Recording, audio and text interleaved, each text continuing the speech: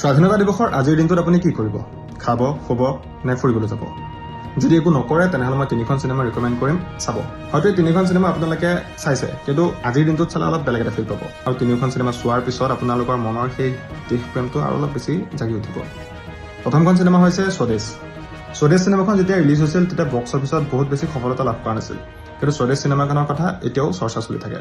আৰু এই চিনেমাখনক ইণ্ডিয়ান চিনেমাৰ one of the most iconic cinema কোৱাৰ লগতে শ্বাহৰুখ খানৰ জীৱনৰো one of the best performance বুলি কোৱা হয়।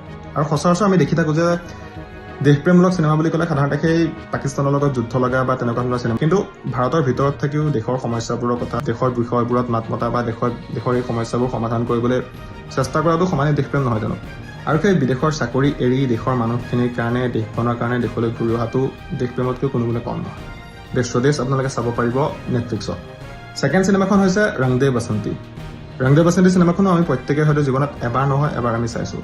শ্বহীদসকলৰ জীৱনৰ ৰেফাৰেঞ্চ লৈ দেশত চলি থকা পলিটিক্স, কৰাপশ্যন বা এই বিষয়বোৰত দেশৰ যুৱ প্ৰজন্মই কেনেদৰে ৰিয়েক্ট কৰে বা আৰু যুৱ প্ৰজন্মৰ দৃষ্টিৰে দেশখন, এনেকুৱা ধৰণৰ কাহিনী আমি দেখিবলৈ পাওঁ। আৰু বৰ্তমান সময়ৰ পৰিপ্ৰেক্ষিতত যি জেনজি প্ৰটেষ্ট এই টপিকবোৰ চলি আছে, আৰু এই বিষয়বোৰ দেখি আমি যদি চিনেমাখন চাওঁ হয়তো আমি নতুন এটা এংগেল বা নতুন এটা ধৰণে আমি চিনেমাখন ডিস্কভাৰ কৰিব পাৰিম বুলি মই ভাবোঁ। গতিকে ৰং দে বসন্তী আপোনালোকে চাব পাৰিব হটষ্টাৰত।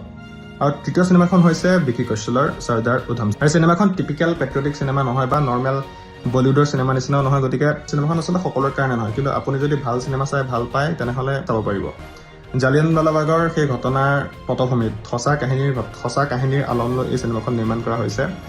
আৰু চিনেমাখনে সেই ইতিহাসৰ সেই তেজ লগা পাতবোৰ অলপ লুটিয়াইছে। গতিকে যদি আপুনি ইণ্টেন্স চিনেমা চাই ভাল পায় তেনেহ'লে চৰ্দাৰ উধম সিং চাব পাৰিব। আৰু বাকী আপোনালোকে কোনখন চিনেমা চাই বা তিনিওখনো যদি চাই কমেণ্টত জনাবলৈ নাপাহৰিব। বাকী সকলোকে পুনৰবাৰ স্বাধীনতা দিৱসৰ শুভেচ্ছা, শুভকামনা জ্ঞাপন কৰিছোঁ। জয় হিন্দ, জয় অসম।